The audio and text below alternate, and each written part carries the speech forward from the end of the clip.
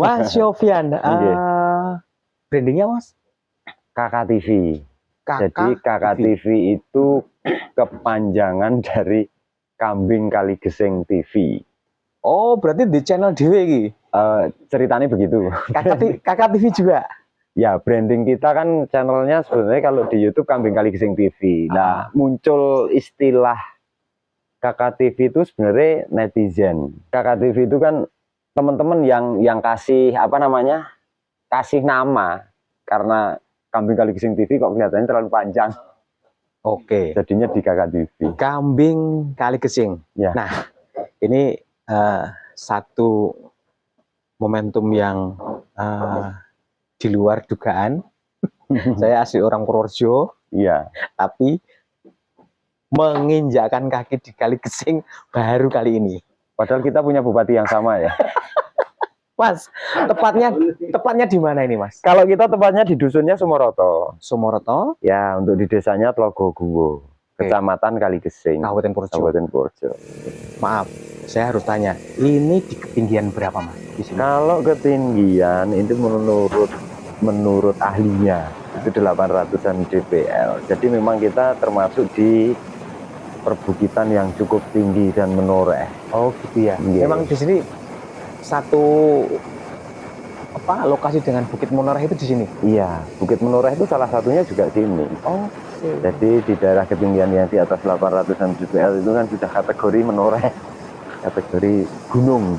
Mas Sofyan, Kakak TV, Kaligesing identik dengan kambing etawa. Ini sejak tahun berapa bahwa Kaligesing itu dinobatkan sebagai budidaya kambing etawa? Kalau dinobatkan sebagai punya galur ya, galur. Kalau kita ngomong kan ini galurnya galur ras Kaligesing. Oke. Itu sebenarnya pada saat tahun 2010 itu Kementan sudah menghak patenkan. 2010? Ya, pada tahun 2010. Tapi pada faktanya kambing itu kan sudah ada sejak memang sebelum itu jauh. Karena memang ini kita sebenarnya kalau ngomong perintis nggak berani.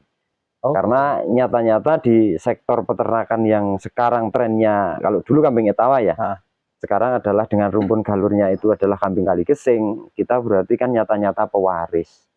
Jadi kita di era-era yang saat ini memang generasi keberapa? Generasi pewaris. Jadi gitu. Generasi melanjutkan. Kalau sebenarnya awal muasal dari kambing ini kan dari zaman mungkin kalau menurut versi mbah-mbah loh, itu memang sejak zaman penjajahan itu sudah ada. Oh gitu. Ya, karena faktanya di perbukitan yang menoreh itu kan banyak untuk populasi kambing. Dilihat dari sisi geografisnya, di mana banyak hijauan, tidak terlalu panas, tekanan udara pantai juga. Nah itu bagi mbah-mbah dulu dianggap cocok. Sehingga kenapa sampai hari ini Kaligesing adalah juga sebagai wilayah sumber bibit, khususnya kambing Kaligesing karena berdasarkan populasinya. Oke. Nah, sahabat desa, sahabat kreasi, kita akan lebih dalam lagi tahu tentang kambing etawa. Sebenarnya kambing etawa sendiri itu ras atau jenis apa, Mas? Kalau sebenarnya kambing etawa itu awalnya ya memang ras ya. Ras itu artinya kayak semacam kambing ini sebenarnya kan crossbreeding. Kalau menurut dari awal sejarah di buku kita juga pernah baca ya Pak Marsono ya. Tapi pastinya kita juga nggak berani ngomong ini pasti. Ini kan memang kambing ini awal muasalnya yang dibilang kambing etawa itu adalah kambing yang berasal dari India. Dari khususnya India. Kambing Jamnapari. Ya, terus fakta yang terjadi ada kambing lokal Indonesia. Kalau orang Jawa bilangnya kambing lokal Indonesia itu karena identik dengan postur yang besar, pada masa dulu itu bilangnya kambing Benggolo. Jadi kambing Benggolo ketemu ras rumpun dengan kambing Jamnapari, sehingga muncullah kambing yang eksotik. Sehingga teman-teman bilang waktu itu kambing etawa. Etawa itu sebenarnya identik, etawa itu besar. Etawa itu kalau bahasa Jawa nih, kalau orang Jawa bilangnya Benggolo. Nah seperti itu. Jadi konteksnya adalah crossbreeding menurut sejarah. Tapi fakta terjadi sampai hari ini ya karena kita nyata-nyata sebagai pewaris ya, intinya apa itu yang ada ya kita lanjutkan.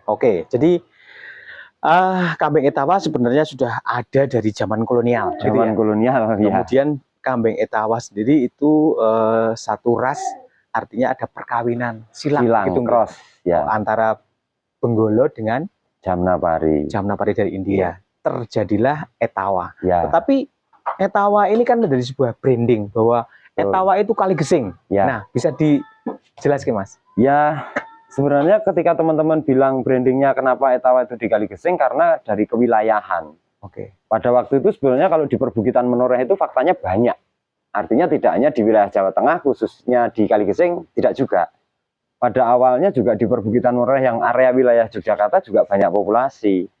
Cuman disitulah mungkin kebijakan pemerintah ya, terkait dengan lisensi ataupun menghak paten kan mungkin ya Pak ya. Jadi brandingnya mungkin waktu itu menang di Jawa Tengah. Oke. Jadi ngambil namanya, ngambil lisensinya Kaligesing. Nah, itu atas dasar populasi terbanyak sesuai data. Oke. Nah, itu maka menjadikan kenapa sampai hari ini Kaligesing adalah sebagai wilayah sumber bibit. Oke. Berdasarkan peta. Oke. Itu mungkin masuk juga di akal gitu ya. Ya. Cuman di dalam perjalanannya itu kan jenengan Mas Sofyan sebagai generasi yang kesekian tadi disebutkan. Artinya memang benar-benar menjaga populasi Etawa ini tidak lepas dari tentang teksturnya, tentang bongsor benggolonya. Nah, ini bagaimana, Mas? Kalau kita ya punya rasa tanggung jawab saja sebetulnya, karena kita sebagai warga Kaligesing khususnya dan kita sebagai warga Purworejo, di mana ikonik produk kambing Etawa tersebut yang sekarang itu adalah produk kambing yang dinamakan kambing Kaligesing. Karena kita juga pewaris dan faktanya memang masyarakat kita ya rata-rata juga berpenghasilan dari situ, makanya kita sebagai peternak generasi muda yang memiliki tanggung jawab besar tentunya untuk melestarikan. Dan kita boleh percaya diri terkait dengan produk kita, nyata-nyatanya di Indonesia juga unggulan. Oke, Mas, waduh ini tenan, Mas. Ini serius, Mas. Gini. Mas Sofyan, menarik sekali. Nah, tentang branding, tentang ikonik, tentang destinasi, dan akhirnya juga menjadi sebuah budaya. Karena ini peninggalan nenek moyang ternyata. Nah, Mas Sofyan, seberapa kebanggaan Mas Sofyan ini sebagai peternak budidaya kambing Etawa? Oke, saya alasannya satu aja. Kalau kita kenapa sekarang meliriknya pada sektor peternakan. Jadi kita sebagai generasi muda tentunya kan kita memiliki tanggung jawab pada sektor ketahanan pangan. Jadi di mana sektor bisnis itu kan banyak sekali menjadi pilihan. Selain kita memang memiliki rasa tanggung jawab yang besar sebagai pelestari, tentunya nyata-nyatanya faktanya ini juga menghidupi. Dari sisi ekonomisnya kita tidak dipecundangi. Jadi kalau saya secara garis besar, apa bisnis yang kita pilih tentunya kalau merugikan nggak bakal kita lanjutkan. Artinya menguntungkan berkali lipat. Ya, artinya ketika sektor bisnis tersebut ataupun lini peternakan tersebut, ketika menguntungkan pasti rata-rata bertahan. Nah itu sing menjadikan semangat tumbuh dari diri yang ini harus kita lebih serius. Tentunya kan masalah kita berbicara nanti tantangan, suka duka yang namanya peternak, karena urusannya juga dengan dengan nyawane Gusti Allah. Menarik sekali dengan Mas Sofyan budidaya kambing Etawa di Kaligesing. Terkait dengan demografi dan geografi, Mas. Kaligesing ini kan untuk menjangkau sampai tempat ini, kalau dari kota Purworejo ada berapa kilo, ada berapa kelokan dan tanjakan yang harus ditempuh sampai sini, Mas? Sebetulnya kita kalau sebagai warga Kaligesing khususnya di perbukitan Menoreh ya sebenarnya menyayangkan. Artinya? Sangat menyayangkan dengan infrastrukturnya. Jadi ini bukan sundulan, bukan senggolan, bukan semacam kayak protes. Tapi fakta yang terjadi, infrastruktur yang ada di Kaligesing itu sangat tidak memenuhi syarat. Karena kontur di Kaligesing sendiri banyak desa wisata, banyak peternakan besar yang pada faktanya juga banyak teman-teman luar kota yang mengakses. Oke. Juga bahkan kalau memang dari kebijakan Kementannya boleh diizinkan untuk diekspor, wong faktanya juga teman-teman luar negeri banyak yang minta ya Pak. Artinya dengan sumber daya alam yang kita miliki di wilayah Kaligesing, itu kita sebagai warga Kaligesing ya cukup prihatin juga. Jangankan orang luar Kaligesing, kalau kita ngitung kelokane mungkin saya paham. Jadi berapa tikungan, berapa tanjakan, daerah rawan yang mana, yang rawan nggak mana, itu kan. Tapi tentunya ini sudah ada respon positif akhir-akhir ini terkait dengan ini di bulan Agustus, khususnya 2025 ini sudah mulai dilebarkan. Mungkin dari pemerintah setempat sudah melihat bahwa Kaligesing itu faktanya daerah yang sangat potensial sumber daya alamnya. Desa wisata yang bisa dijual juga banyak. Sektor-sektor peternakan yang besar-besar juga banyak ya Pak. Dulu Pak Marsono ini kan orang Jawa Barat. Oke, cut dulu. Mas Sofyan, sore ini tadi saya diajak Pak Marsono kan ke Loano, kemudian ke Winong, sate, kambing. Nah, terus meluncur ke tempat ini. Sepanjang jalan hampir dari berapa kilometer tadi ya? Itu benar-benar ada proyek pelebaran jalan, Mas. Nah, ini mungkin jenengan tadi menyampaikan itu sudah didengar dari kemarin-kemarin. Iya. Dan mungkin harapan saya juga merasa ini memang saatnya, mestinya Kaligesing dengan brandingnya Etawa itu sudah dikenal mendunia. Oke. Nah, saatnya mungkin ini infrastruktur terutama untuk jalan ini benar-benar nantinya juga akan mengangkat potensi kambing Etawa yang ada di desa mana ini Mas tadi? Tlogoguwo. Ada berapa jumlah peternak budidaya kambing Etawa ini Mas? Kalau di Tlogoguwo bisa dipastikan dengan sekitar 3.500 jiwa. Itu kalau kita ngomong dalam peta jiwa pilih saya.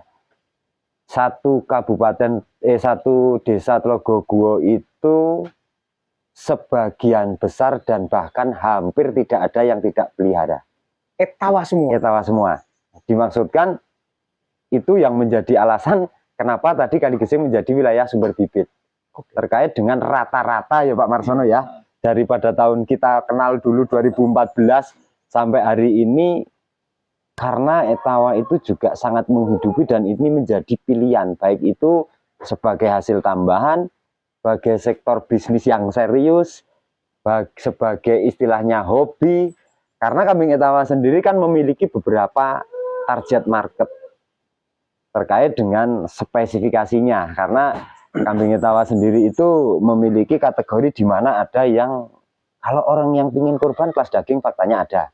Kalau yang ingin breeding kelas luasan, alusan, analisis ada. Tapi faktanya bagi penghobi-penghobi yang kontes-kontes juga ada.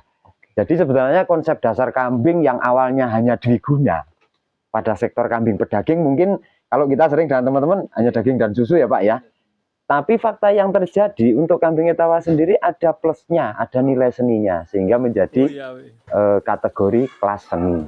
Seperti itu. Ini kelebihan dari kenapa alasan juga sampai hari ini pun bergenerasi warga masyarakat Tlogoguwo juga masih nguri-nguri. Oke. Artinya orang di luaran sana tidak salah menstempel bahwa Etawa itu Kaligesing, karena memang permintaan seberapapun sebenarnya di sini tersedia. Karena seluruh warga desa saja di desa apa tadi? Tlogoguwo semuanya pelihara kambing Etawa. Oke. Nah, ini sebuah informasi bagi masyarakat luas. Monggo bisa satu waktu, ini mungkin 1 bulan lagi jalan sudah dilebarkan dan bisa main ke tempatnya Mas Sofyan untuk melihat, syukur membeli dan budidaya sendiri. Nah, Mas Sofyan, ada satu geografis tadi 800 mdpl, kemudian budidaya Etawa, dan ini memang kalau tadi disampaikan Mas Sofyan dari nenek moyang itu dari suhu, dari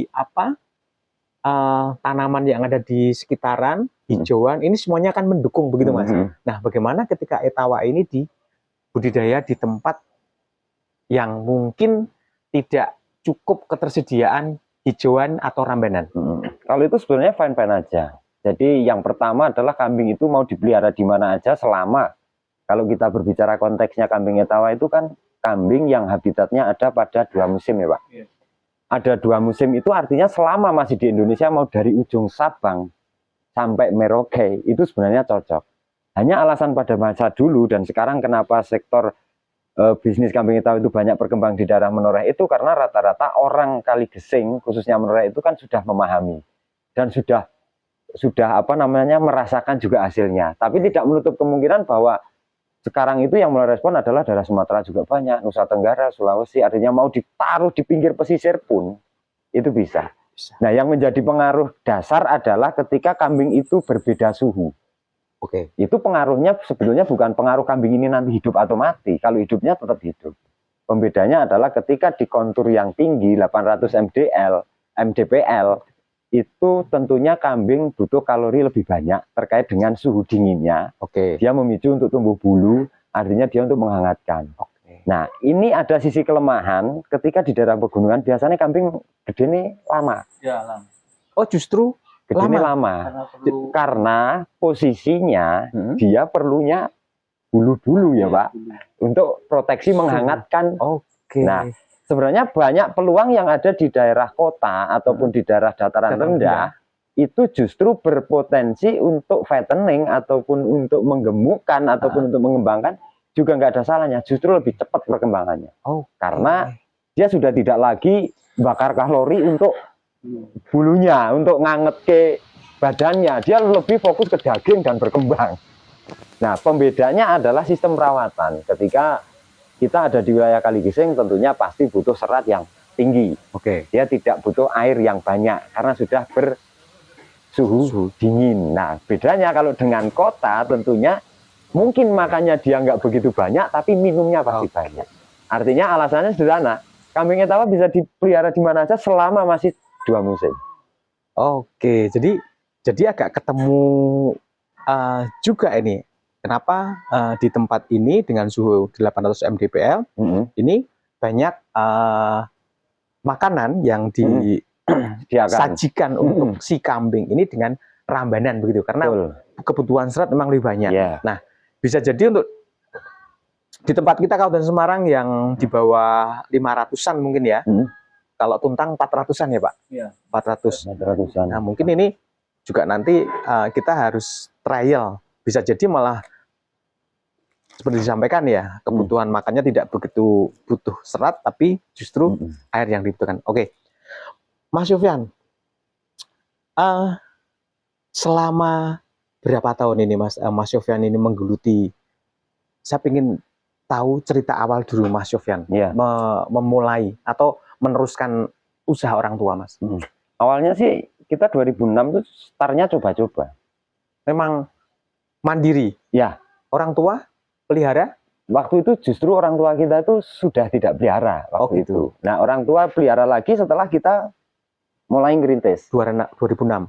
Jadi di 2008 Bapak sudah mulai lagi ngopeni karena mungkin juga jadi merasa orang dulu pernah ngingu kok nggak ngingu. Jadi kalau orang Jawa bilangnya lebih wong yonggi semben-semben kan seperti itu. Jadinya sekarang Bapak juga pelihara, saya sendiri juga pelihara. Tentunya kita mulai kalau start dari coba-coba wong, karena kita bicaranya juga bukan modal ya waktu itu.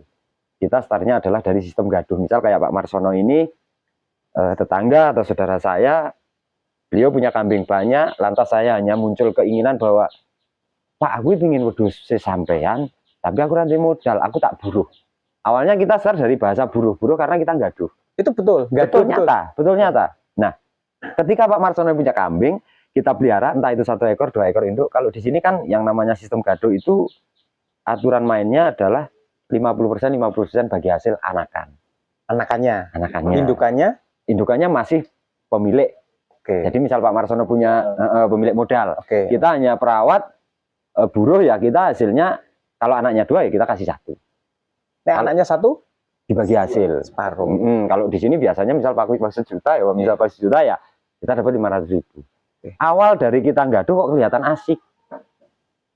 Kok faktanya kita kelihatan nganggur, kegiatannya di rumah-rumah saja, cari keringatnya kita cari ramban atau cari rumput di pinggir jalan atau di sawah. Kok rasa-rasanya sambil berjalannya waktu daripada nganggur kok ada hasilnya. Oh gitu. Nah, lantas dari hasil gaduh, karena saya juga pernah mengalami gaduh kalau 1-2 ya rugi. Karena sekalian waktu saya terbuang 1 hari. Jadi perhitungan kita, saya mending kalau gaduh semampu saya berapa ekor induk ya kira-kira nanti misal ada cempe 22, oh berarti saya mampu di kisaran 20 ekor, 30 ekor. Itu Jadi betul. Betul, berarti saya Gaduh berapa ketika itu? lantas waktu itu saya sekalian gaduh ya 10 induk. Oke. Dengan waktu yang sekalian saya seharian fokus di kambing, sekalian kalau misalnya dapat anakan ya 10 sekalian. Oke. Lah, awal dari situ kita punya insting untuk ingin mengembangkan skala besar. Karena fakta sendiri kita bisa hitung bahwa operasional kambing itu sekian, misal kita tenaga dibayar sekian, kalau beranak sekian, lakunya paling murah sekian, paling mahal sekian. Jadi secara hitung-hitungan, kalau kita ngomong akumulasi kali, ketika sudah ketemu dalam hitungan bahwa itu pakan, operasional, dan lain-lain, sebenarnya kita berbicara kalau skala banyak malah ketemu. Sudah bukan sampingan lagi, tapi kita lebih arahnya ke yang sektornya serius, Oke. arahnya ke serius. 2006 tadi ya? Ya. Oke. Berjalannya waktu, Mas. Nah, Saya mau tanya nih. Kandang ini dibangun tahun berapa? Kandang yang pertama dulu, yang mana? kandang yang pertama dulu, kandang yang di sana. Tahun? Yang di atas itu setar kandang kita benar-benar buat kandang 2008. 2008. Karena dari 2006 kita sistem gaduh, kita kandangnya pakai bekasnya bapak. Oh gitu. Pakai bekasnya bapak yang selebar ini, segede ini, kita kasih 8 sampai 10 ekor. Jadi faktanya yo ngrekoso, artinya apa namanya? Yo mekso banget. Tapi karena itu sebagian dari awal yang memang harus kita lalui ya, tetap mau nggak mau kita jalani. Oke. Terus yang ini, Mas, kandang yang ini, Mas. Kalau yang ini, kandang itu kan kita sudah 3 step. Oke. Jadi di 2008 start, pengembangan lagi di 2000 waktu aku ketemu juga sama Pak Marsono di 2014-an itu juga start karena waktu itu juga ramai project. Dan yang ini baru 2020-an. Ini. Yang terbaru yang kapasitas 150-an ekor itu start di 2020-an, 2021. Oke, sekarang saya mau tanya yang sekarang. Sekarang jumlah kambing ada berapa, Mas? Jumlah karyawan ada berapa, Mas? Ini kalau ditanya jumlah kambing, saya yang paling lemah untuk jawabnya. Karena kalau kambingnya apal, jumlahnya nggak apal. Tapi yang pasti kisaran 150-an ekor mungkin plus minus. Oke. Ya. Itu satu jenis etawa semua? Semua etawa. Dari pejantan dan indukan? Pejantan, indukan, anakan. Oke. Karena kita nggak rumpun lain, kita nggak ras lain. Jadi memang karena kita tadi sebagai warga Kaligesing yang memiliki rasa tanggung jawab melestarikan, jadi keren. Kita nggak pingin campur-campur. Dan itu kita bangganya apa? Lebih bangganya karena ini ikonik produk unggulan Indonesia. Keren, Mas Sofyan. Ini sebuah branding yang menjadi ikonik. Tentunya sudah ada satu poin keberuntungan bagi kita. Ya. Tinggal kita bagaimana merawatnya, budidaya, kemudian melestarikannya hingga entah kapan waktu. Nah, tadi belum dijawab, ada berapa karyawan, Mas? Terus saya lihat kan ini pakannya itu kan hijauan, segeran, Mas. Berarti pekerjaan dari karyawan itu apa, Mas? Untuk karyawan sendiri kita punya kru kandang itu ada 4 orang. 4 orang itu dimana handlingnya adalah dari berbagai divisi. Ada 1 admin, ada 1 kepala kandang, ada 2 ABK, dan maaf ada 1 lagi driver. Jadi di situ sudah pada porsinya masing-masing, sesuai job desk-nya masing-masing. Tentunya dengan pola pakan sesuai pertanyaan jenengan, kenapa hijauan-hijauan? 1, kita memanfaatkan kearifan lokal yang ada. Karena hijauan sendiri kita maksudkan adalah sebagai sumber serat. Sebagai sumber serat sendiri kita lebih seneng ke hijauan, meskipun ada serat tambahan. Kalau zaman pola peternakan sekarang kan serat kering ya Pak ya. Serat kering itu bisa pakai kangkung kering, bisa pakai pongkol singkong, bisa pakai kulit kacang hijau mungkin. Tapi yang lebih kita menjadi tanggung jawab dan yang menjadi PR besar seorang peternak adalah memenuhi kebutuhan nutrisi hewan tersebut. Nah, di situ kenapa sampai hari ini kita juga ada produk Kakafit. Kakafit itu adalah konsentrat yang kita rilis sendiri, yang kita produksi sendiri, yang juga kita pakai di kandang kita sendiri. Karena pada faktanya kebutuhan kambing adalah serat, protein, dan air. Artinya kambing ini juga ada menu Ya, konsentrat tadi ya. ya. Itu diberikan setiap hari Setiap hari, 1 harinya 2 kali. Pagi dan sore. Ya. Oke. Kemudian Karena hijauannya setiap sore saja, karena dia sebagai pelengkap seratnya aja. Jadi yang namanya kebutuhan nutrisi saya menyeimbangkan dengan kebutuhan makhluk hidup yang lain. Semisal kita sebagai manusia ya Pak. Kambing itu logikanya kalau sehari 2 kali, tentunya orang aja sehari 3 kali makan. Makanya titik imbang dari nutrisi tersebut, kebutuhannya harus penuh. Supaya nanti hasil dari peternakan kita sendiri itu sesuai, maksimal. Oke. Mas Sofyan, menarik sekali. Dan saya berterima kasih Purworejo punya sebuah ikonik kambing Etawa di Kaligesing. Ya. Closingnya Mas, apa harapan ke depan, terutama untuk anak-anak muda tentang budidaya kambing, utamanya Etawa ini Mas, dan peran Mas Sofyan di sini. Hei, kamu yang kepingin punya komunitas, saya kasih untuk Gado misalnya. Kalau kita sekarang sudah menjalankan dari program tersebut terkait dengan teman-teman di wilayah Kaligesing sendiri yang mungkin lulusan SMK, lulusan sarjana, di mana ada ketertarikan, karena yang namanya peternakan kan mungkin kita nggak bisa maksain ya Pak. Ketika ada teman-teman peternak muda yang ada ketertarikan terhadap kambing Kaligesing, kita rekrut, kita lebih direkrut dan kita jadikan plasma. Artinya karena brandingnya, karena marketnya kita buat via online, kita tentunya setiap harinya butuh supply. Nah, di mana supply tersebut kalau kita nggak bangun jejaring ataupun mitra, pastinya akan trouble pada waktu tertentu. Jadi harapan besar kita sebetulnya, ya ayo sing konco-konco nom, konco-konco muda, bahwa ngarit sekarang itu jangan dilihat seperti pada saat ngarit zaman dulu. Peternak saiki ganteng-ganteng, peternak saiki ayu-ayu, peternak sudah tidak kotor lagi, dan peternak sudah tidak bahasanya sobong alas terus ya Pak. Jadi peternak yang sekarang adalah peternak yang modern, di mana kita berpikir bisa dihandle skala banyak hanya dengan beberapa orang, dengan konsep modern yang sekarang kita bisa terapkan. Terima kasih Mas Sofyan. Semoga menginspirasi dan menjadi sebuah literasi, dan tentunya tayangan ini nanti menjadi sebuah informasi bagi Anda semua, utamanya di Kabupaten Purworejo ya. Kalau kami dari Kabupaten Semarang juga kepengen loh, nanti juga bisa ditularkan sampai sana ya Mas ya. Semarang juga punya Purworejo. Wow, keren.